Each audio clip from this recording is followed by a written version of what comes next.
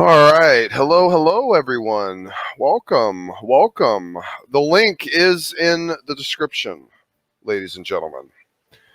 If you go down to the description, you can come in and join the show. It was a good debate. I jumped in a little bit late, but I caught it, and I caught a bit of SFT's arguments. Oh, wow. Hello. Jeez, my goodness. Smokey echoing here. Okay, there we go. All right, guys, thank you so much for being here. Appreciate it. Yeah, what a neat debate. I actually really enjoyed it. I actually thought it was a lot of fun. SFT, great job, man. Oh, yeah, it was phenomenal. I thought you did a great job. Really, I feel like it's almost like arguing some of these points is almost second nature to you. You have the papers ready to pull up. You know where everything is. Like, I mean, SFT is just such a pro. It really is impressive to see him sometime. We got David Neff in here. David, how you doing, sir? Hey, I'm doing all right.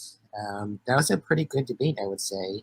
If I recall correctly, that was Derrick's very first debate. I think he held up pretty well, considering that this was his first debate that he's done. Agreed. No, yeah. I was from the graduate student side. I was almost expecting a little bit more philosophically, but he was competent on the knowledge that he was putting out there for sure. I'll give him that, and especially since it was his first debate. Yeah, I'll agree with you, man. He definitely handled himself well. Yeah, definitely. One thing that I was kind of disappointed. Hey, Standing for Truth. Standing's here. What's up, brother? Oh, outstanding show, man. All right. Thanks, brother. I'm still on the debate high, so I thought I'd join for a little bit. Nice. Enjoying it, soaking it in, man. Soak it in. Yeah, no, that was a lot of fun. It was 2 hours. It flew by. Smokey, brother, you know that you start getting debate withdrawals after a week or two. So. Oh yeah. Gotta get back into it. Got it. Well, no, I could tell you were enjoying yourself the whole time. Like, I mean, you were just like pounding out the points. Like, okay, now you can respond. Well, and like he goes on to ask you a question like, oh, well, you said a bunch of things. Let me handle all your points real quick. Let me just handle these one by one. Awesome. I loved it. Well, I appreciate it, brother. And my goal was I had about 60 slides of technical papers. Right. And honestly, I'm so OCD. I was like, okay, my goal for this debate, because although it was his first formal debate, this guy is no stranger to discussion. For example, I heard of him because I guess he's a science educator, but James from Modern Day Debate sent me a video of him on the Atheist Experience talking to Matt Dillahunty. And he was well-spoken. You could tell he at least knew his stuff. So I knew I wanted to at least bring to the table a lot of peer-reviewed research. And I felt satisfied because my goal being OCD was, okay, I want to screen share. I want to show it's oftentimes for the audience. We're not going to convince the debater. But I wanted to really show off and emphasize all the technical literature we have on our side that show a designer. And I feel like I met that goal, which is good. But I hope everybody enjoyed it. I hope everybody enjoyed. No, I think you did, and I think you did really great. In fact, I could almost tell because he kind of just fell back to the infinite atheist talking point. Where's your proof? Where's your demonstration? Where's your, and even missing, the whole argumentation inside. The demonstration is in the argument to the law of non-contradiction. You guys are making an extraordinary claim that this is purely through naturalistic processes. You have not met the burden of proof for that claim. And I don't feel like they really ever go down that road, but you drew it out several really beautiful times, when you're pointing out all these things, all these components of the evolutionary theory that you agree with, but don't bridge the gap to the type of religiosity that they're sometimes promoting. And that came across to me. I thought you did an outstanding job. I loved it. Well, I appreciate that. I appreciate that, brother, because, I look to the feedback from my brothers the most, because oftentimes, as you said, Smokey, we can be hard on ourselves when it comes to the debate. So I appreciate it. And that's the thing. You need to show them, because he said a number of times, nobody disagrees with evolution. Well, that's such a blanket statement, because you're right. Nobody agrees with change. Nobody agrees with adaptation, natural selection. Right. So you got to show them where we agree. Right. But then you got to show them the issues with the overarching principle of universal common descent itself. Right. And when you show these technical papers, I like to point out that, yes, the authors themselves are naturalists. evolutionists a lot of the time. Mm. That's why you got to read the discussion portion of these papers. Because I remember David Neff the other day, he said, oh, I'm dishonest with the technical papers. Well, David, I'll debate you anytime on any one of those technical papers, because I question if you've even read those papers, because when you look to the discussion portion on any of those endogenous retroviral papers, retrotransposons, they flat out say, oh, these had to have been co-opted, implying that evolution has to be true. I'm sorry, David, but if you don't learn how to read between the lines and come to your own interpretations, you're never going to be an objective debater and an objective observer. You have to read between the lines, David. Don't blindly believe the rescue devices. Look at the data, the observations, the empirical evidence. When you get to the discussion portion of a paper, don't just blindly believe their conclusion, because evidence or explanations like co-option, like these important functions were co-opted by the endogenous retrovirus. Like, come on, that's nothing more than a fairy tale. So I just ask, David and any other evolutionist, look at these papers, read them objectively, and oftentimes you got to come up with your own interpretation. That was a beautiful and well put together opening there, SFT. David, let's hear your rebuttal. Yeah, sure. So just a quick observation about the overall debate. Sandy, great job. I think Derrick did a pretty good job on his presentation, especially since this was his very first debate. I will say that I'm surprised that he's opened up with the fallacies of the argument from authority and the argument from majority fallacy. I don't necessarily buy the 99% argument, not because it's false, but because I know that's an argument appeal to authority fallacy. That's a straight out fallacy. If I were to be arguing with a flat earther, for example, and were to say 99% of physicists agree that the Earth is a globe, I would be committing the same fallacy, and it would be. And to me, it's just not that convincing, if you ask me. That being said, Standing, I asked you for your papers, for all of your papers, and I still have not gotten any of them. So please send me those papers that you were citing in our debate, so I can be prepared to answer each and every one of them. Well, wait a minute, David. I seen you on Speed of Sound's channel in the live chat saying that I'm the worst at misrepresenting papers and being dishonest about them. But you just admitted to a live audience of over 40 that you have not yet read the paper. So how can you come to the conclusion that I'm dishonest about them? I thought that you at least read them and just thought I was dishonest because, The only one that I read was the Jeanson paper about the mitochondrial DNA. Going back only 4,000 years. 6,000. Okay. Okay. So about that paper, and I pulled that up for about 15 minutes with Ricky. What about the paper did I misrepresent? Because I pointed out that they've calibrated the empirical date derived from pedigree methods with the fossil record. That point I've admitted to, but I point out that we don't need to calibrate the date because we're just looking to the empirical method. The observable mutation rate is what should matter. So in other words, what about that paper, David, do you think I misrepresented?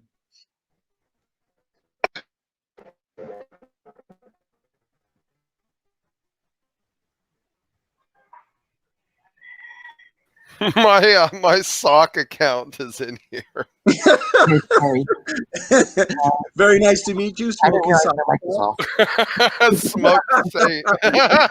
That dude. Who else under 500 subs managed to get 3 different mock accounts, man? That's pretty. I'm impressed. That's some epic triggering I must have laid down, man. I figured I'd have to get at least a few thousand subs before I got my first mock account, man. That's killer. You were world famous to the atheists at 50 subscribers, Smokey. Apparently. You're going to go down in history. One of the top 5 atheist triggers. And David, I don't mean to come off aggressive there. I like you had some. He's still on the debate high. He's still on the debate high. I'm on the debate high, and I just remember seeing you say that, and I thought, what in the world? We've had 4 debates. I've showed you all the papers. I feel like sometimes the evolutionists just wants us to do all the homework for them. Just go on PubMed or even just Google and Dodge's retroviral papers. I mean, it's pretty easy to find them, you know, and I have them usually listed in the description portions of my debates, videos. I have them in my book. So again, standing again, send me all the papers that you're going to cite in our debate so I can actually read them and study them and know them well. Now let's talk about Jensen's paper real quick. A Young Earth creation is here. Share my screen here, and I'm going to show this to you. Yeah, go ahead and pop it up, David, and I'll share it for you. Can you see this? So the only remaining caveat to the present result is whether the mutation rate reported represents the germline rate rather than the somatic mutation rate to the germline transmissions in the future. The DNA sequence from at least 3 successive generations must be sequenced to demonstrate that the variants were not artifact of mutation accumulation in the non right.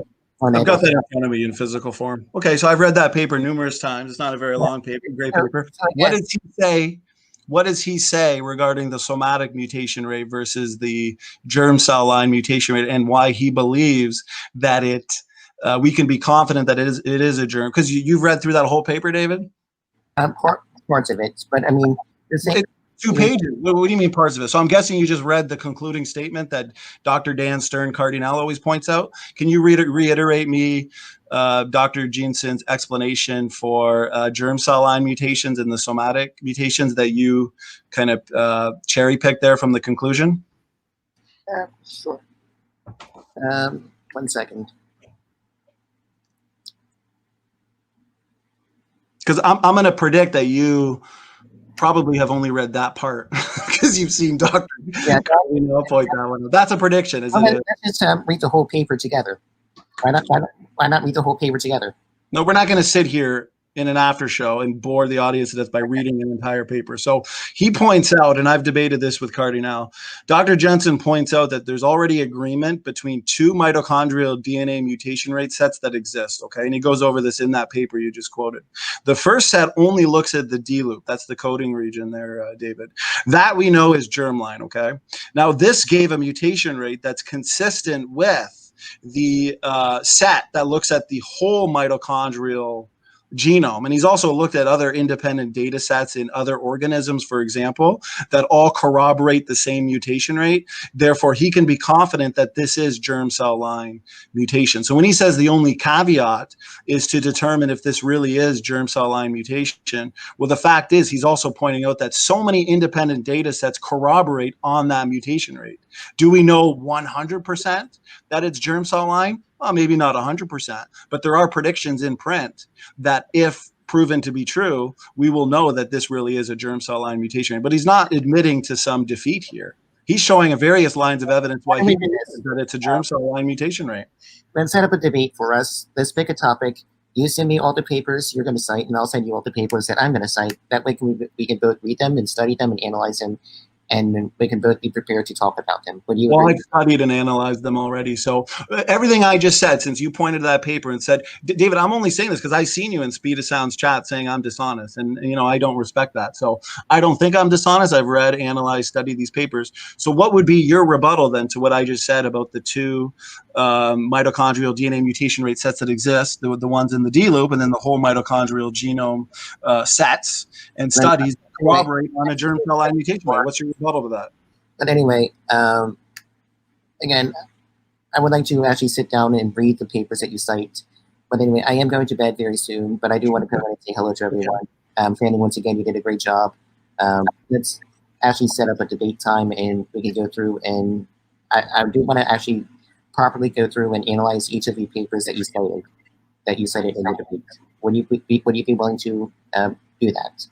David, I don't know, because we've had 4 debates and it's usually the same excuses afterwards, that you want to go back, analyze, study the papers. Like, I mean, you just proved to the audience that you didn't even read a 2-page paper, let alone a 50-page paper that I've oftentimes read in one day. So, and you called me dishonest with these papers. And I also just proved that far from it, because you don't even know how to reiterate the first part of Jensen's paper here. So Maybe, I guess, but I'm looking for different opponents too. I've got a debate set up with Dr. Ron Garrett next week. This was a good debate with Ricky, but I don't know how many debates it's going to take before you actually sit down, read, and analyze the papers. Well, I need you to actually send them to me first.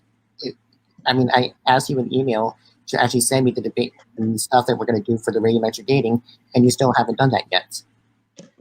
David, when it comes to like the endogenous retrovirus papers about the function and the supposed co-option of the functions associated with them in our first debate like 3 months ago, have you sat down and read any papers on ERVs yet? Honestly, not yet. Well, that's 3 months, David. I can't just have 50 debates with you. See, here's the thing. This is why I say evolutionists always want us to do the homework for them. These papers are all easily accessible, David. I've accessed them. I've screen share them all the time, David. When I'm watching a debate, for example, I was watching Jackson Wheat versus Dr. Kevin Anderson's debates, and I go through their openings. I paused it. Okay, there's something called a pause button. Pause it on the papers they're showing. Real quick, I'm not done yet, David. I know you're excited. Now here, I click the pause button. And you see the title of the paper. I screenshot it. I go look up the paper. I download it. I usually print it. If you've seen my collection of papers here in physical form, you'd probably laugh. And then I read it. I highlight it. I study it. David, that's all you have to do. For example, 95% of my debate tonight, I was screen sharing papers. Therefore, all you have to do, I've done the majority of the homework. Go pause and screenshot it and go look up the paper and read it, David. I can't do any more than that for you. All right, that's what I'll do then. I'll go through the stuff. I will screenshot. I will read the papers that way. If you want me to do it that way, that's fine. And perhaps I can make a video about each of the papers.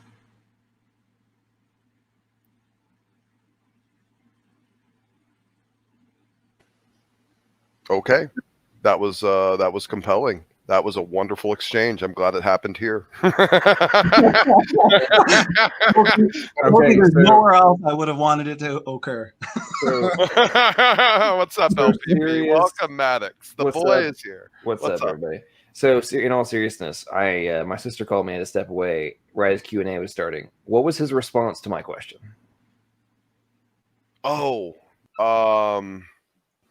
I did hear it. Floundering, I think, is word salad. Is that? Yeah, it wasn't. I think it was floundering word salad. I can't remember exactly what he said.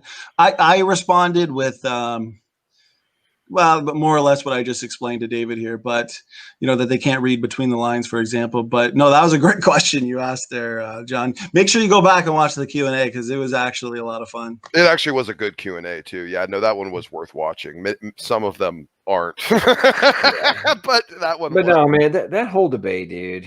And you guys probably been talking about this, but good Lord.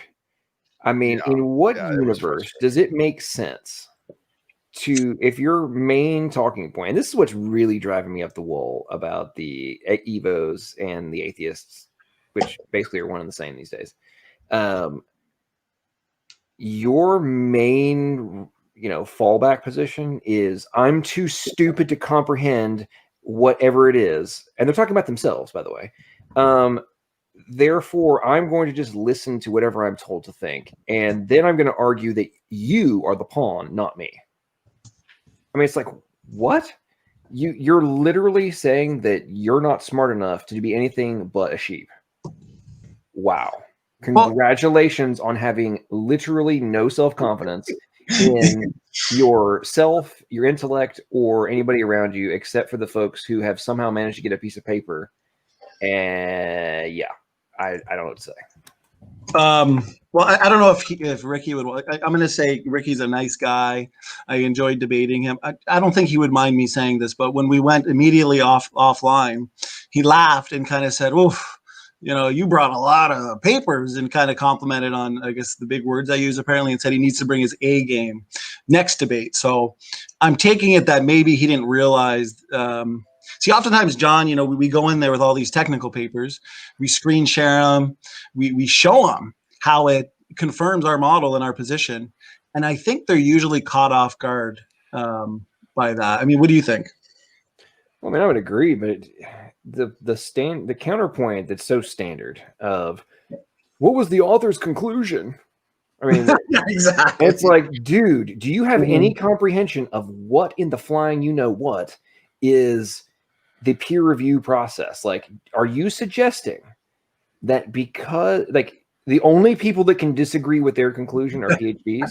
I mean, have you never been on nature.com where there's literally, you keep scrolling down and then you get to the rebuttals? Exactly. So, I mean, either you haven't actually read all the way through a paper, therefore you don't understand there is a rebuttal process. Just screwed with David here.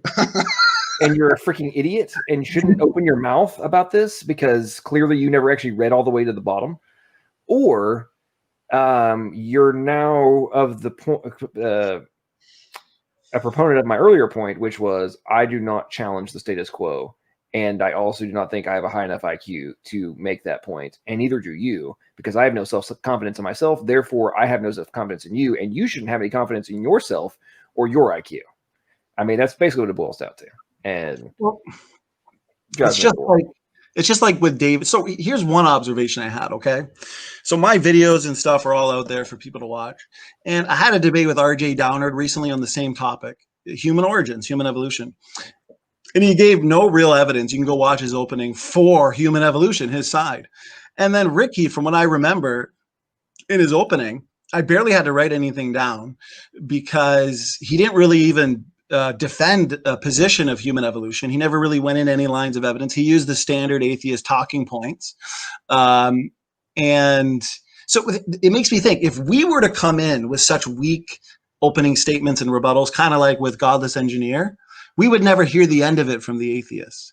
There's this double standard that I find. And with the whole like conclusion, how they can't read between the lines, it's just like David Neff here. And I hope I wasn't too forward and aggressive with him, but I saw him in Speed of Pudding's chat saying, oh, Standing's dishonest with the papers.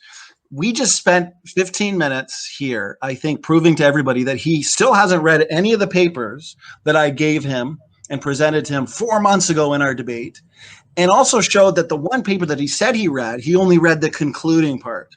So who's the dishonest one here? Well, you know, since you brought up Godless Engineer, just since it's been brought to the table, I would say that he made quite possibly one of the stupidest admissions of all time in any debate at the end when he said, Erica hasn't read all of your papers, but she disagrees with you. And I'm like, wait a minute.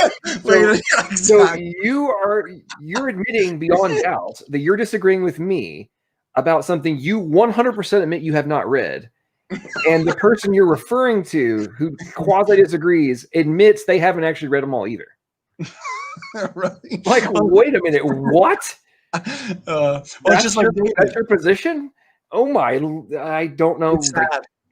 It's what we're dealing with. John, David literally, and I'm so hyped up on it, David literally called me dishonest on, I guess, my interpretations of these papers, but then admitted to everybody that he hasn't read any of them. So I'm dishonest about a conclusion or an interpretation of a paper you haven't read yet? Am I in the Twilight Zone here? There's something weird that seems to occur with the atheist like boys club. Like they can't ever really wander too far from the circle of influence. They can't get necessarily too buddy with us. They have to be able to make sure that they're always, pitching the flag for the home team type thing. So, and here's one thing. Let me go ahead and say this, because Neff, as being the gentle, I'm going to try to be careful here. Neff, I love you. I do. And if you're listening to this, I do think you're an interesting kid, and you have a lot of promise as an intelligent, well-rounded debater. But you do suffer from some lack of self-esteem. It radiates off you sometimes. It's something that certainly I think all of us in our circle have been hoping to, compel you to move forwards and to grow and mature in that regard a little bit. But honestly, backing up Pudding of all people, not doing you any favors, hanging out with that bottom of the barrel, dumpster troll. If that's the type of person you're trying to score points with, just reconsider. Like you'll look better when you're standing up against like me. Like I think there's a little bit more respect if any of us are willing to call out a theist with a crap argument. I mean, I think that should at least give us a little bit of, credence, to our opposition, that we're not just looking for, arguments that support the team, but actual good argumentation. And I would expect them to I would hope, have the integrity to do the same on their side. So, and I think David Neff is a smart kid. He's sweet. I think his heart's in the right place. Just, Neff, if you hear this, just focus on where you decide to direct your attention on who you're supporting, because it certainly shouldn't be pudding. Okay, so here's a question. His name is Neff. Is he a love child of Nephilim Free from an earlier time, like back when Neff was drinking? I mean, I wonder if that's what's going on. I wonder if he has the Neff party days. I wonder if he has Nephilim Free daddy issues, and that explains what's going on right now. I think you might have figured it out there, John. Nephilim Free, I love you, brother. I'm actually kidding. I don't think you have a love child, but is Nephilim Free's real name, first name Neff, last name Free? He changed it. He changed it. Yeah, Evan's not his real name.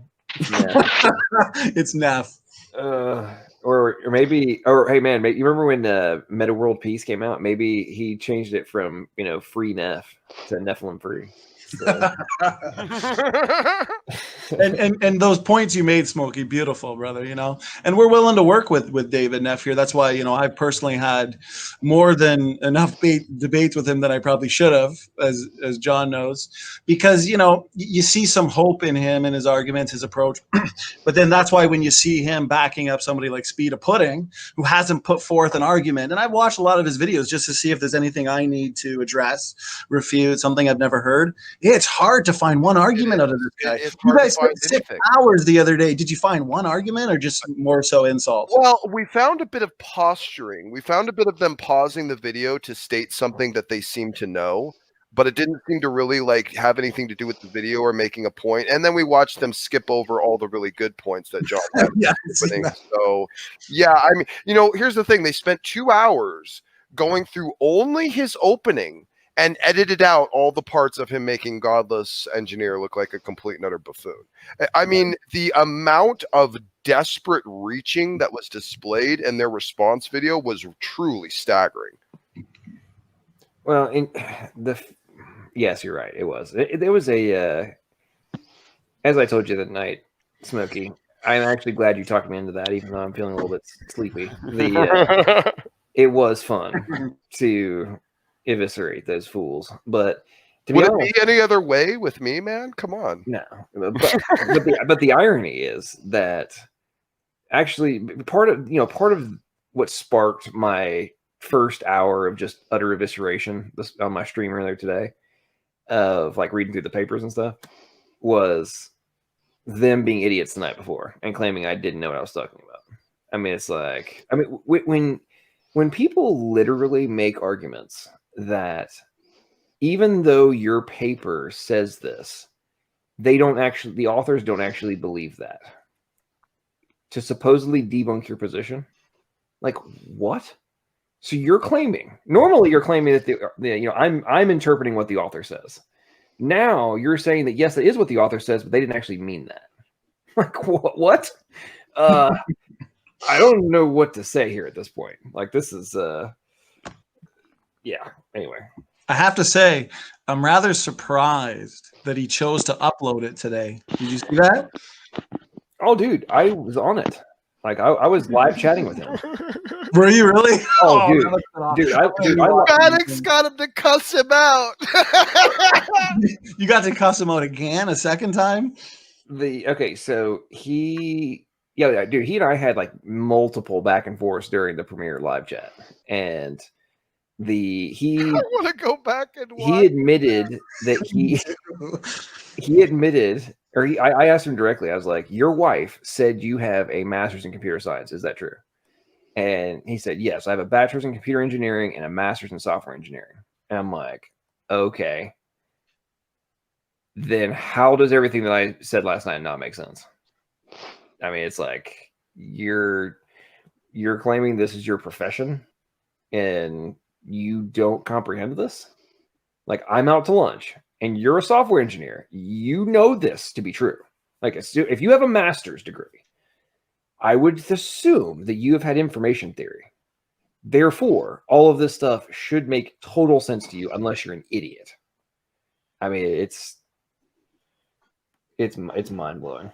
I mean, anyway. Yeah, he and I had multiple comeback, like back and forth. It was a good time. Oh, let's see here. Wait, I pulled it up because I have to read it. What does he say here? Okay. Oh, I found it. All right, hold on. Where's LPP? Okay, well, here's Godless Engineer says, at LPP, yes, I have a computer engineering bachelor's and a master's in software engineering. At LPP, assembly language is not comparable to genetic code. Okay, actually, sidebar on that one. So, I'm planning on actually doing a video to eviscerate his dumbassery on this, but I should keep talking. I'm going to pull something up that will directly address the point. You say, also, if we use a punch card like was done back in the day versus charges to represent 0 and 1, or now as we are being able to use chemicals for computing, are you saying they are not codes? He says, let's try to keep the chat somewhat non-hostile. Logical, plausible, probable. We interpret things like that as a code. LPP says, haha. So are you saying the medium which contains the data defines what actually is code? No, I have to get further here. Hold on. Oh, God, this chat is infuriating. Okay, awesome. All right. Where did you guys end? I want to see him cussing you out. Where is that? We had back and forth all the way to like the very end. Till the very end? Like was he cussing you out towards the end? Because I want to be able to put that on the screen. Honestly, man, I don't remember. I was walking around back and forth doing stuff and then trash talking to him while. Oh, I probably should have live chat replay on too. Let's see here. Good day, guys. It's a cold, raining, grey day here. Oh man, George is in wintertime down under. Did you say cold? Yeah. Yes, and it's cold. Like well done, what temperature? The temperature, I think it's around 12 degrees centigrade. Oh, man. Yeah. Well done, SFT. What would that be in Fahrenheit? Fahrenheit, I think, it's about 45. I don't know, geez. It's about 45. Something like that, yeah. Good Lord. Yeah. You shouldn't have to deal with that in August, George. Yeah. Well, actually, Melbourne has got a very fluctuating weather. It can be very sunny and warm one day. I found it. I'm sorry, George. I'm sorry. No, go ahead. Go ahead. No, I'm sorry. Y'all go ahead. Sorry. No. Go ahead. I just found something amazing. But please go on. That's fine. I just wanted to congratulate SFT for a good debate, but I also wanted to bring into the discussion. There's Mr. Brian Stevens in the chat. I've been having this discussion with him for weeks about the law of biogenesis. He continuously asks me to cite a paper. As far back as 1968, the Italian physician and biologist Francesco Redi, are you listening, Brian? Demonstrated experimentally that maggots come from eggs laid on rotten meat. Francesco Redi is famous for his statement expressing the principle he demonstrated. Now, forgive me for butchering this. Omni vivum ex vivo, meaning all life comes from life. This was the early expression of the law of biogenesis. Life only comes from pre-existing life. Now, I also say to him, you show me a journalist in China who has written that capitalism is better than communism.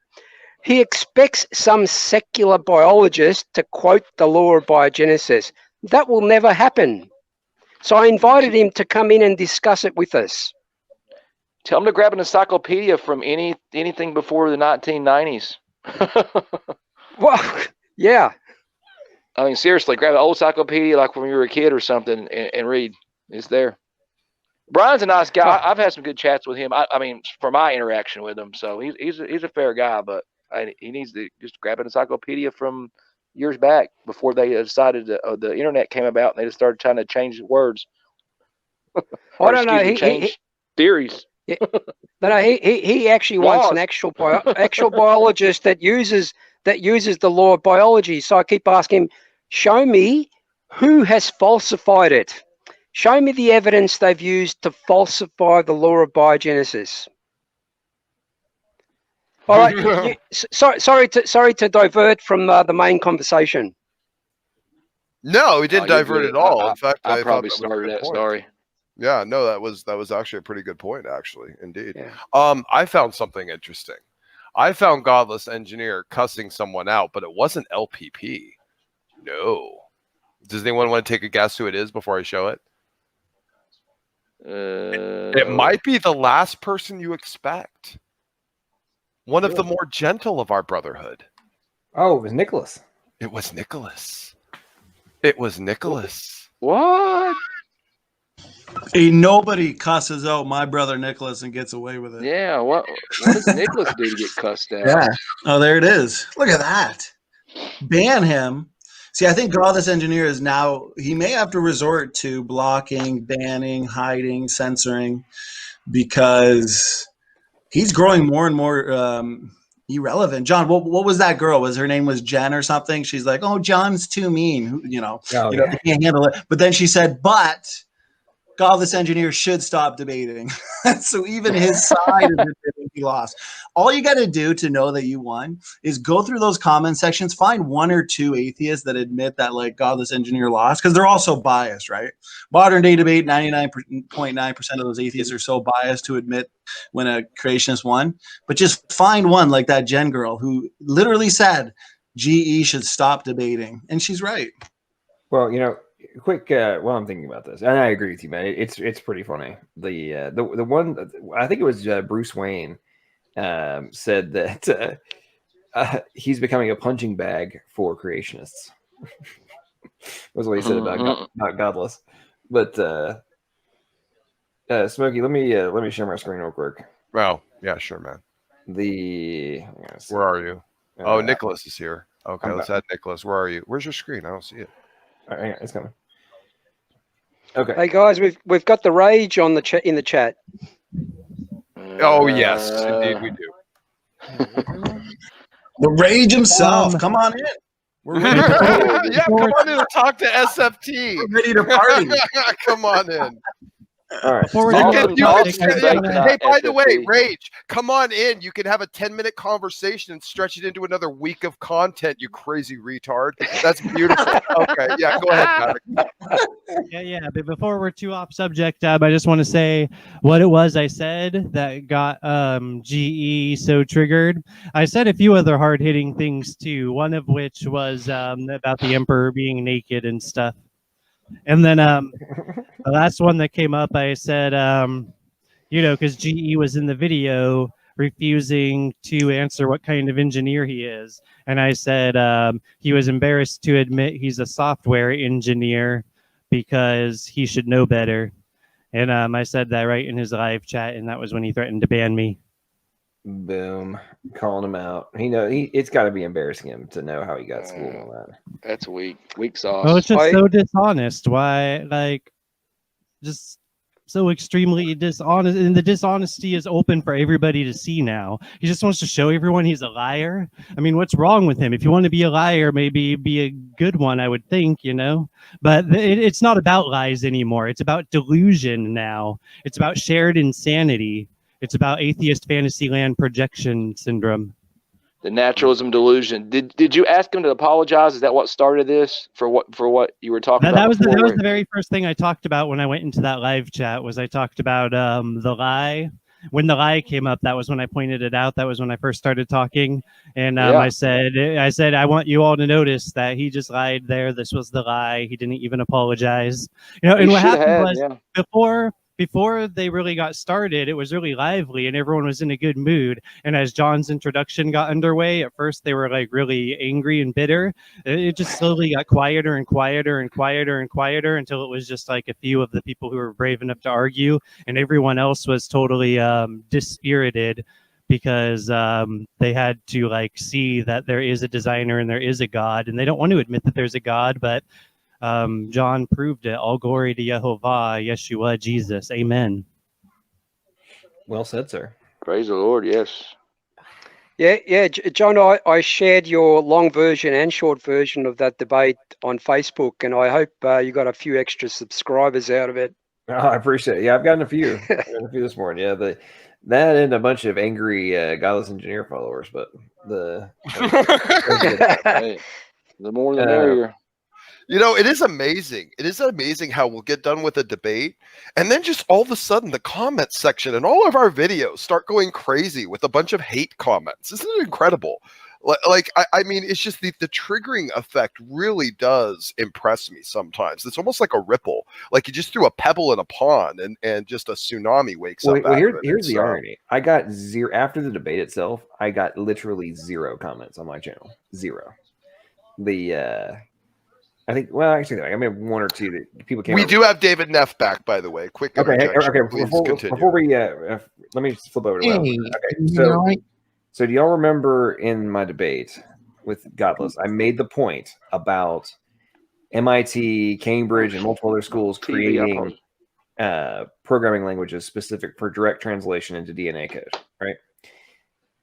So here's just the one from MIT, okay? They have literally taken the Verilog code and created a version of it they can do for direct programming of DNA circuits. And like, this is not hyperbole. This is not made up or supposition or hypotheticals. This is a literal. Irony of irony. So check this out. The language is based on Verilog, which is commonly used to program computer chips. To create a version of the language that would work for cells, the Reacher has designed computing elements such as logic gates and sensors that can be encoded in a bacterial cell's DNA. The sensors can connect different compounds such as oxygen or glucose, as well as light, temperature, acidity, and other environmental conditions. Users can also add their own sensors. It's very customizable. The biggest challenge, he said, was designing the 14 logic gates used in the circuits so that they wouldn't interfere with each other once placed in the complex environment of a living cell. So just an example of, don't think I'm making this stuff up.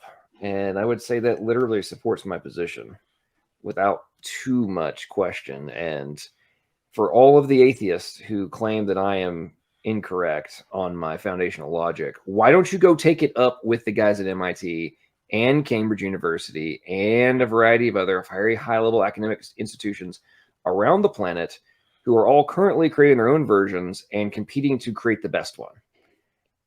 I yield. And watch some transhumanism videos. I mean, my Lord, even some back 4 or 5 years ago, what they're doing. I do want to acknowledge Ocho. Ocho, we're not ignoring you, bro, and I appreciate you stopping in to say hi.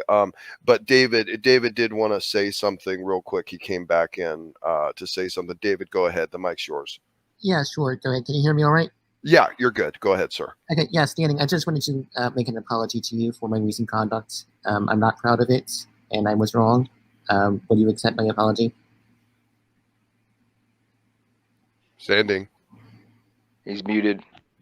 Muted. Oh, sorry. I was listening from my phone. I'm upstairs making some food. David, of course. Hey, listen, it takes a big man to apologize. I've had to apologize, many times in my life. None of us are perfect, so I appreciate the apology. We've had some great back and forth dialogues and discussions, David. Some of, my favorite debates have been with you. So apology accepted. No worries, David. Well, thank you. I do appreciate it, and I know I was wrong. I will gladly admit when I am wrong. I know not many people are willing to see that, but I was wrong. point. Well, and I think, David, all of us in the community have given you a lot of credit for superior character, and I think you've also just come and validated that and proved it yet again. So really do appreciate you doing that. We're all happy to engage, converse, or debate with you at any time on pretty much any topic. So, you're always welcome to be part of this circle of conversation, and we appreciate, actually, people like you, atheist or Christian, because of the example of superior character that you give to the audience and to just generally the public at large. So you are genuinely appreciated, and we want to do more debates with you, and we hope for more continued profitable exchanges in the future. So thank you.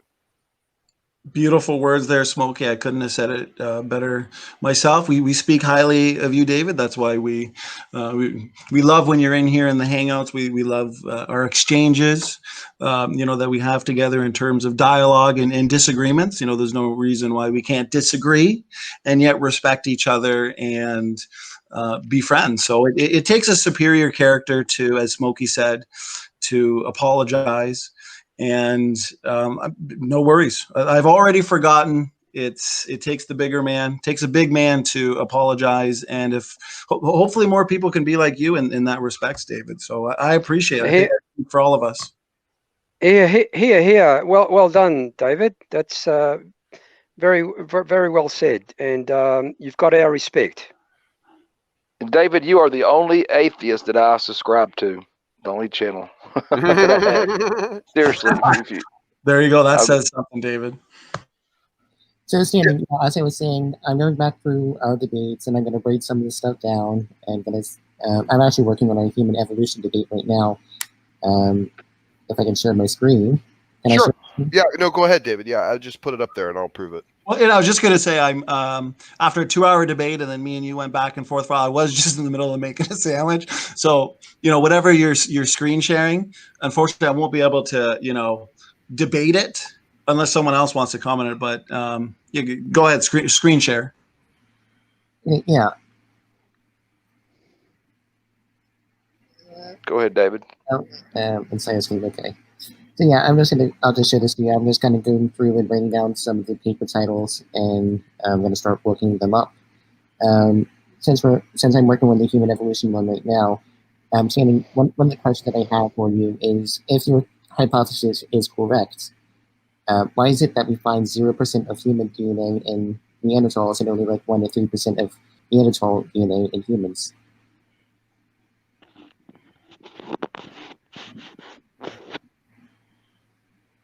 Could you give those percentages one more time, please?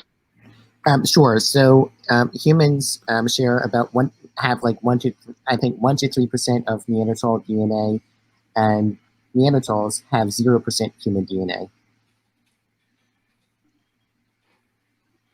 Which, of course, if they were fully human from the ark, like Shannon and others would like to argue, that shouldn't happen. Well, let me address that real quick on one aspect. So, if 99.7% of the genomes are exactly the same, how can we only have 3% of the similar genome?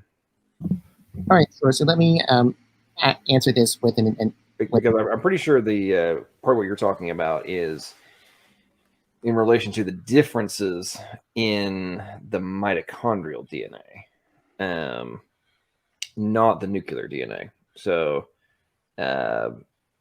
if you have 99.7% is the exact same, then why are you even remotely coming to the conclusion that they're not human? All right, sure. So let me answer this this way. So we have humans and chimps share about 99% similarity, 95 to 90% similarity, but we would say that if you have 0% chimp DNA, they would have 0% human DNA. It's kind of like the same concept. No. Hang on. So the chimp genome is larger than the human one. Number one, the data on the reduction in human chimp similarities, that number keeps going down. And the comparison is heavily reliant, is like that 99%, 99, whatever it is, or 98.5% 6, whatever it is, the rate is only on the coding regions. It drops down to like 84% if you're looking at the entire genome. Right.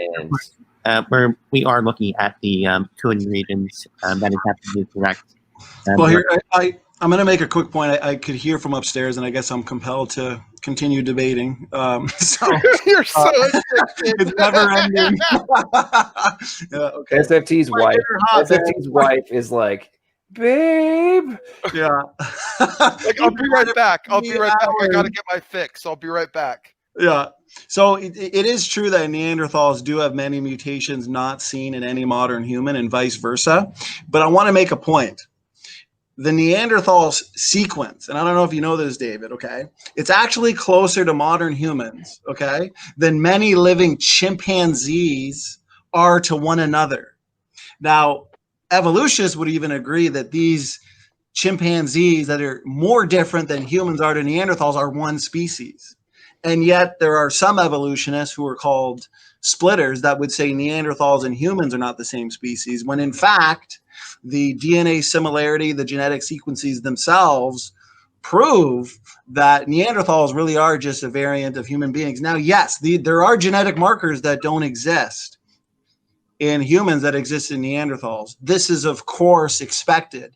If Neanderthals went extinct thousands of years ago, and they were a rapidly degenerating human variant due to inbreeding, due to isolation, for example, and stress, okay? It appears that they had mutations probably in their DNA repair enzymes, which actually accelerates mutation accumulation. This is a fact. This is environmentally related. Therefore, they would have accumulated mutations that modern humans wouldn't have accumulated. And modern humans have evolved independently for thousands of years since the extinction of Neanderthals. Therefore, it's expected and entirely plausible that we would also have genetic markers that the Neanderthals would not have. They've been extinct for thousands of years. Of course, we're going to accumulate new genetic sequences or DNA differences that the Neanderthals didn't have. Okay, yeah, and of course that's an interesting point. So I want to understand your position better. I just want to make sure that I don't misrepresent your position or don't misrepresent anyone else's. When exactly do you think that the Neanderthals went extinct, and how long did it take them to evolve from the Ark and from the post-Babel dispersion? I just want to know your thoughts on that. Well, populations as highly inbred as Neanderthals, especially if you get mutations in the DNA repair enzymes that are passed on through the germ cell line, that can lead to rapid and accelerated genetic degeneration and eventually era catastrophe. So they could have easily gone extinct within 500 years to 1,000 years. But the point is, they have been extinct for a few thousand years. Let's say 3,000 years, 4,000 years. That's still more than enough time for modern humans to add novel genetic markers that the Neanderthals don't have. But you would have to argue that small inbred tribes do not degenerate quickly due to various environmental related conditions. I mean, we know the hobbits, Homo floresiensis, they've done so. Naledi has done so. So this is this is empirical scientific observation. So all I have to say is a few thousand years they've been extinct, and that can easily account for the genetic markers that Neanderthals, that we don't share with Neanderthals. Okay. But anyway, yeah, that'll be a good point for another time to really go deep into that. Well, what would be your rebuttal to that, David? Sure. So yeah, my rebuttal to that would be, I don't think that really can explain the fact that we do see Neanderthals in such a wide range. We see them all the way from Israel all the way up to modern Europe. Let me actually pull up my slide here. Well, David, would you agree that Neanderthals are typically found in small tribes? Well, of course, we can definitely agree with that. Yeah, exactly. There was no doubt that there was interbreeding, and we definitely have no doubts that there probably were mutations that were caused from inbreeding. No doubt about it. Now, the question that I have for you, though, is counter rebuttal. Why don't we see that in humans today? Because what you're proposing is that we came from the Ark. I have an answer. Only 8 humans. Certainly, we should have been as inbred and degenerate as they were. No. How do we, as intelligent design advocates, explain the vast majority of DNA differences? From what I understand, it was designed. Right. Of course, evolutionists assume that all these mutations, all these millions and millions of DNA differences are the result of mutation. That's how they explain the origin of genetic diversity. Mutations and genetic mistakes over time took that single-celled-like ancestor into a whale, into a human, into an ape over time. Now, intelligent design advocates propose that the vast majority of our genetics, DNA sequences, elements, are the result of initial design and creation. Therefore, the vast majority of those DNA differences would be the result of created heterozygosity, as I always talk about. Therefore, modern humans, we've never become isolated in the same way that Neanderthals have. Therefore, we've never experienced a moment in time where there was an extended bottleneck where all these mutations would have been manifested. But those mutations with the Neanderthals, due to them being inbred, isolated, now those mutations that are in recessive and hidden form can come to the forefront. Those are the ones that would have rapidly accumulated due to the negative environmental conditions they were in, for example, or mutations to the DNA repair enzymes. So that's the difference between modern humans, which haven't faced that type of condition that the Neanderthals did. But I want to drive this one point home. Chimpanzees, okay, of the same species differ more than Neanderthals and humans. Yet evolutionists say chimpanzees are all the same species. So why are Neanderthals, which are 99.7% similar to modern humans, why can they not be the same species? Right. And I would have to look that up, but a lot of people would say that Neanderthals and humans are species. So, but yeah, I might. David, did you just say that a lot of people will say that they're not the same species? Some people would say that there's a debate going on whether or not they should be considered a separate species or whether or not they're a subspecies. Right, but the point that SFT is making, and he and I make this on a regular basis, as not who cares what other people think? Think for yourself.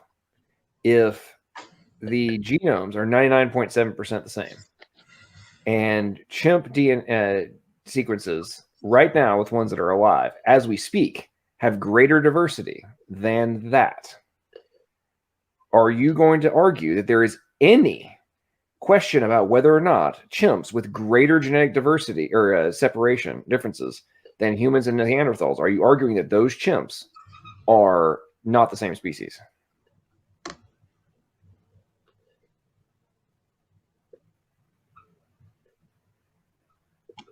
Oh, David, you there? Oh, I'm sorry. I didn't realize I had my muted. So again, I don't know. Honestly, I'm just going to say I don't know.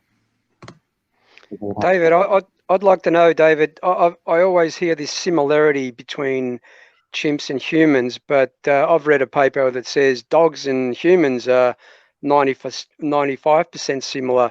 Why don't you bring up the dissimilarities between humans and chimps? I think there's Y chromosomal differences, protein hotspots, ERVs, orphan genes. There's so many differences, but you concentrate on this nuclear DNA similarity. Why is that? I am honestly not sure. I'm way too tired right now. So honestly, I don't know right off the top of my head. I would have to really go through and look up that. I mean, if I could add something real quick too, I don't really know what the differences have to do with anything at all whatsoever. Because I think what is it? Humans are that's pretty much the same difference between gorillas as chimps are to gorillas. But look how similar chimps and gorillas actually are in terms of, you know, habitat, lifestyle, morphology, all that stuff. I mean, it's just I don't really ever see like the similarity argument in terms of the genetic markers and stuff doesn't make any sense. It's just shared design. It's just shared genetic code. Yeah, like it's the backbone of our supporting argumentation that somehow I guess just gets avoided. I'm sorry, I just wanted to add that. And what Smokey said was beautiful. Real quick, David, I just want to ask Smokey a question. And realistically, Smokey, if you pretend to be an evolutionist, okay, is it really disengaging rational thought? right? Yeah, disengagement mode. Okay, so is it really any surprise for either worldview, okay, either model, that humans and chimpanzees share more genetics than a human and a fish? I mean, just standing back and looking at a chimpanzee and standing back and looking at a fish, would you make any other conclusion? And if I could reply to that, of course, in fact, Carlos Linnaeus, who actually came up with the kingdom family orders stuff that we use today, he actually put orangutans, chimps, and gorillas in the human genus. No, he called humans modern humans, or he called humans Homo sapiens, but he did not believe that Homo sapiens and the great apes shared relationship. He just agreed that, yeah, out of all, so I always find, I want to point this out, just came to mind. Evolutionists like R and Ra with their phylogeny challenge, it's based on a logical fallacy, because they seem to think to themselves that God would have created humans and then every other form of life equally distant from humans, genetically, anatomically, morphologically, physiologically. This makes no sense. Of course, God would have created creatures that are more similar to humans, let's say some of the apes, and other forms of life like fish, bacteria, that are less similar to humans. Naturally, we should expect a hierarchy. God himself has a hierarchical nature, for example, the Father, the Son, the Holy Spirit. It makes sense that our God that we worship, who has a hierarchical nature, would have designed life in a hierarchical fashion. And that's what we see. This is what should be expected. So how do we determine something that's common design or common descent? How can we determine that within the genetics? Well, we can look at a number of lines of differentiating evidence that Ricky and I discussed. For example, DNA function. Stupid Whore Energy admitted in her super chat that, you know, the evolutionists assume the vast majority of our genome is less than 8% functional. If we can prove that the majority of DNA elements, DNA sequences, DNA differences are the result of design and that they are functional, we can demonstrate that these nested hierarchical patterns are there by design and not there by descent. Now, if the vast majority of our genome really is useless junk, genomic fossils, evolutionary leftovers, then descent with modification may make more sense of the nested hierarchical patterns we see. But what we see in genetics and accumulating papers is more and more function, reflective of design. Well, and part of the reason I push the whole premise of coding, and there's plenty of other arguments can be made. One of the reasons I make the argument is the similarities from a framework perspective and core functions. Like, there is no programmer on this planet in the modern era, and if you're an old fart like Speed of Pudding, just turn off your brain. You don't know how, you apparently don't pay attention to modern stuff. But like, nobody would make the argument that it would make sense if you're going to have core functions that you're going to rewrite those core functions in a completely different manner, even though you can. Like, one of the reasons it's extraordinarily hard to patent software is that you can like go rewrite the exact same functions in another language, or you can like alter the formatting some of the logic enough that it's not exactly the same. Therefore, you didn't like steal the code and run a new function. Now you can do like trade secrets and like other aspects of IP in software, but patents are extraordinarily difficult, right? The same logic applies to genetics of like, why would, if you're the designer, why would it make any sense to like have a completely different protein sequences for, you know, a lot of the core ones? Now, you can then take the base of a function and modify it to have like extra benefits, or you have things like novel genes and novel proteins that, I go figure, a lot of them we're figuring out are directly corollary to the major differences between different morphologies. It's like these specific ones are what makes it different. But there's all these other similarities in the base functions. Again, going back to a designer and a programmer, why in the heck would I possibly do this in a completely different code base? Like, this makes no sense to me whatsoever. No rational person who's a developer right now would say, let's do it that way. Let's do it and make it completely bizarre from the other perspective. I do not understand why evolutionists find this concept so difficult to comprehend, other than it completely eviscerates their entire premise of universal common ancestry. I yield. Great points. I couldn't have said it better myself, John. Brilliant. What are your thoughts on John's points there, David? Yeah, interesting points. I think one thing from an evolutionary perspective is that if evolution were true, then we should see some gray areas between species and some gray areas between what qualifies as different kinds, etc. And that's exactly what we do find. Again, do you know what you're kind of breaking out, David. David, you're breaking out. Can you are you saying gray areas, or are you saying similarities? Maybe speak up in the microphone. Is this any better? There we go. Yeah, that sounds better. I couldn't make out what you were saying. Just from an evolutionary perspective, I think it makes more sense. Maybe I'm wrong, coming from an evolutionary perspective. If evolution were true, then we should see some gray areas between, does this qualify as its own species, or does this qualify as a distinct species, and does this qualify as its own kind or whatever. And that's exactly what we do find. What we don't find is neat, distinct kinds like we would in Genesis. Well, let me, John, before you respond, I just want to ask one simple question. It's one that I asked Ricky today, because you're asking for differentiating lines of evidence. Well, I just did in the form of junk DNA versus DNA function. Okay, we know the Y chromosome, for example, is essentially immune to recombination. It's uniparentally inherited DNA. Y chromosome and mitochondrial DNA, they are uniparentally inherited DNA versus the nuclear DNA.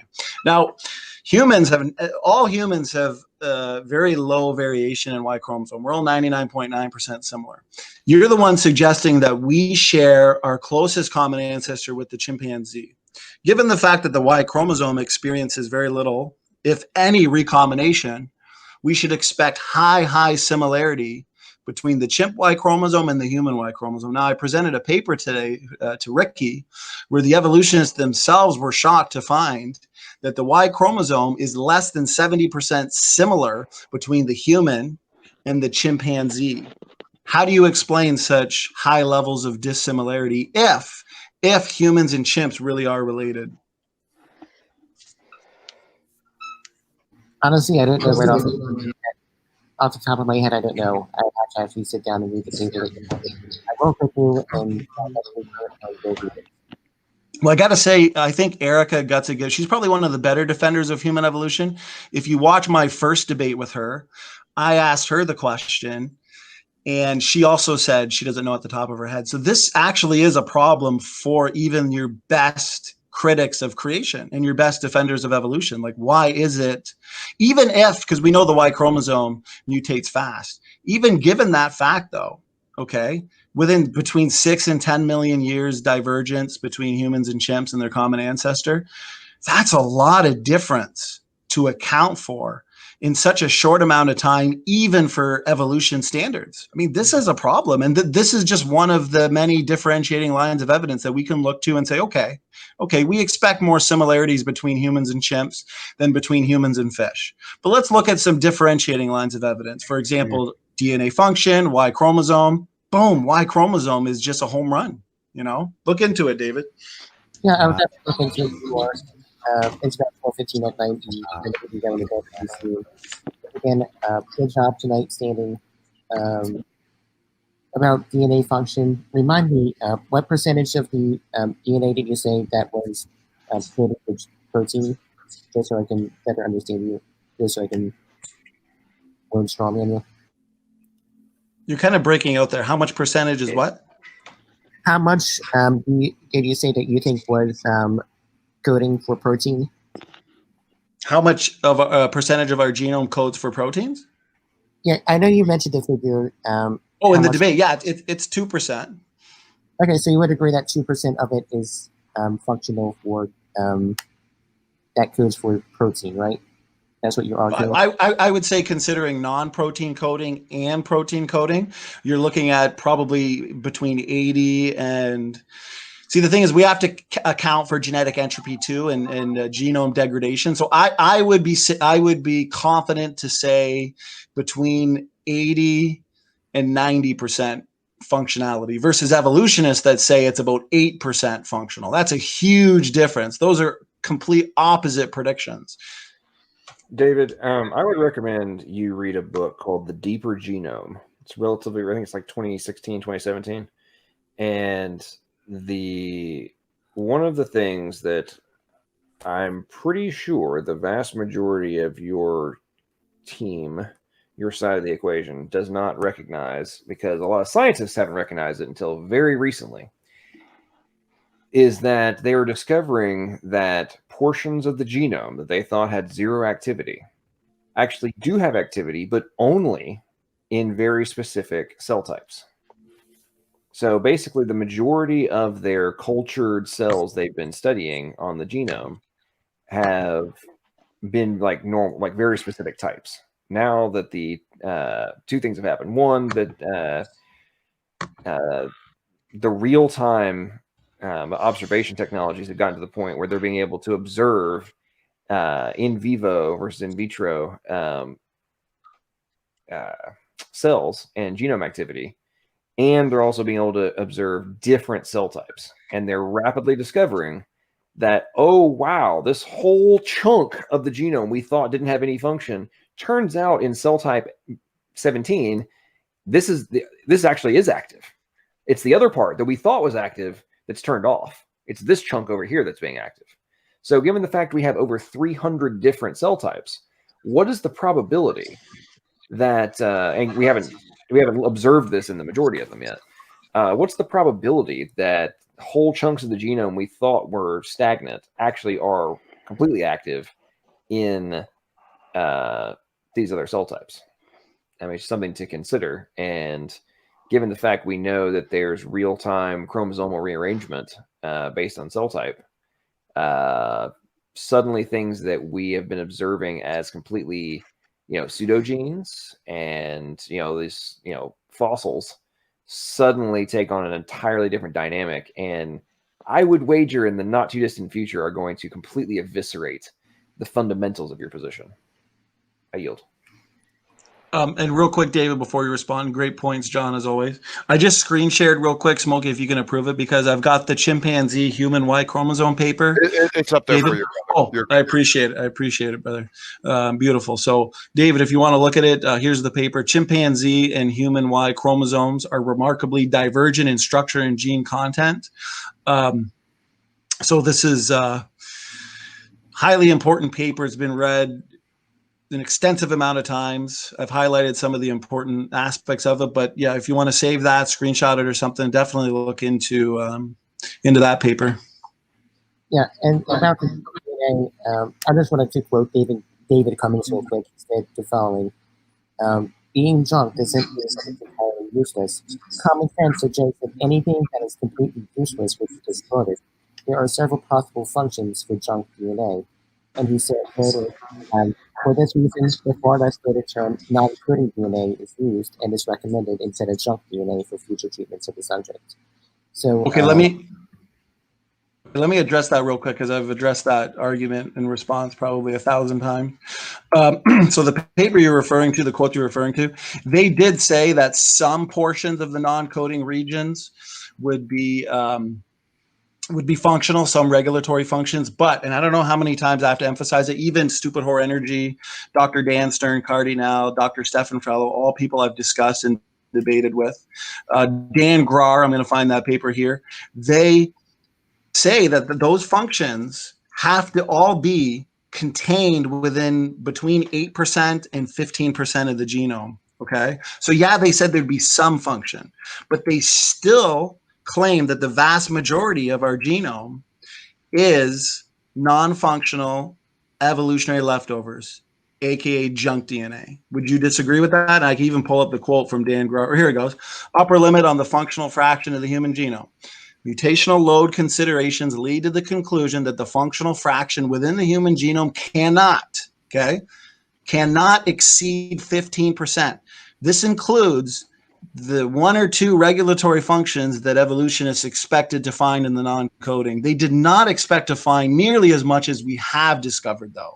And even though we've discovered so many more functions in the non-coding regions, they still, as you can see here, Dan Grar, 2017, they still hold to the position that only 15% of our genome is functional. Is that really a rational position to hold? Everything we know that goes on in the genome, especially the developmental process to build, from zygote to fully functional organism, 15%.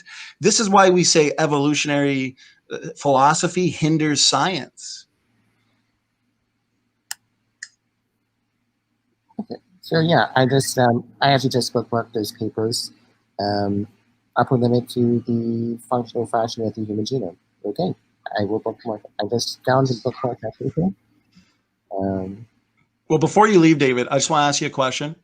How much do you think non-coding, protein coding, regulatory functions, functions involved in the developmental stages and windows, everything combined, how much do you say is functional? Would you agree with Grar here that it's about 15%? Well, I think that, can you define what you mean by functional? Let's define a term first. What exactly is functional? Something that can result in phenotype, something that can be important to the genome. I mean, it's kind of just a red herring, that question, because regulatory function. A very direct definition. Either it codes for a protein or it modifies or controls the outcome of the protein. Beautiful. There you go. I like that definition. Involved in the outcome. And I would say probably a good 85 to 95% is probably functional using that definition. Well, then you would disagree with Dan Grar, Dan Stern, Cardinal. Like when they say it cannot exceed 15%, okay, they aren't saying that there's some regulatory functions or there are some DNA elements involved in there in determining the outcome of functional proteins. No, they're literally saying junk. There, it's leftovers. It's doing nothing. So you saying 85%, you have either converted to intelligent design, or you just need to study your position more. Because Dan Stern, Cardinal, Stefan Frello, Dan Grar, they would, no offense, they would scoff at your claim there. Because that means mutation accumulation will degenerate living organisms too fast. Evolution can't be true. That's why Dan Grar said, if ENCODE is right, evolution is wrong. Well, anyway, with that, I think it's a really good place for me to bookmark all those stuff. And I am going to be heading off to sleep. Good night, everyone. We definitely should get a debate with me and Nephilim 3. Because I know the internet wants that debate. Yeah. Battle of the Nefs. Everyone wants that debate. We all want that. Okay, all I have to say is we have got to brand that as father versus son. Oh, God. Oh, God. Oh, please. Anyway, good night, guys. Good night, bud. Good night. Good night, David. Thanks for joining, man. Did I hear him say that he can't see a distinction of kinds in the creation model? I mean, what can you not see the difference between a fly and a mosquito and a whale, a koala and a kangaroo, a pine tree and a gum tree, for example? Surely they're different kinds of organisms. Right. Of course they are. Hey, so George, in the you watched that whole lecture of like the first one I sent? Twice. I've watched it twice. Okay. Did you pick up on what he was referring to in relation to developmental buffers? No, I picked up on a few things. There was a lot of speculation and conjecture in it, and he at one stage he said he anticipates. Sorry, he said the genome anticipates what may be required. I mean, how does a genome anticipate? That stuff was hilarious. I agree with you. I was laughing my tail off when I read that. But in the context of like kinds and such, there's a specific term which he used, which was developmental buffering mechanisms. And it turns out, ladies and gentlemen, that they have discovered different control factors which actively conserve the structure and basically don't allow modifications to the core morphological functions. And yeah, I caught that one. Yeah, it's like, wait a minute, folks. You're literally stating that there are safeguards in place that keep the body plan structure in its form. So either it's been that way and those controls have been in effect, and there's other things that obviously have the ability to modify and change and adapt, like inside of additional rule factors, but in terms of the overall core, you can't. So either that was in place from the beginning, or somehow that evolved and then came into place. How does it make any logical sense that all of the different factors to keep your having 5 fingers? I think that was one of the examples the professor used. Like, how did those controls just come into effect? And how are they in effect for literally every single type of organism, like body plan structure? Like, how does that make any sense other than them being predefined? Does that make sense to everybody? Yeah. Yeah, and all of those pseudo genes are kept by the cell just in the event that they may be needed for something. I mean, come on. Well, I've made that argument many times of like, okay, so we obviously have a artificial intelligence system, machine learning system. Like, it's obvious that that's what's going on in cellular systems. So if that requires accounting for as many variables as possible, like preordained, if you will. You don't know what you're talking about, Maddox. It's just chemistry. I know, it's called cause and effects. But when you think about that, in any other kind of machine, Coke, man. in any other kind of machine, you're going to have put in as many potential variables that you can think of into the system on the front end, right? Okay, so what are we seeing? Where things like, well, there was this gene that we didn't think worked, and we're like, a new scenario got placed into, and then holy crap, this like thing that we thought was junk just activated, and now it's like now it's coding a new protein. Oh my lord! And it's like, yeah, so it's been hanging out in storage, folks, and then it's brought out when you need it. How does this not like scream? Oh yeah, that was, and that was such a beautiful anecdote that SFT used for that. He said it's like the spare tire that you have in your car. It's not that it's unessential; it's there. It's just waiting to be used. I thought that was a beautiful analogy for that.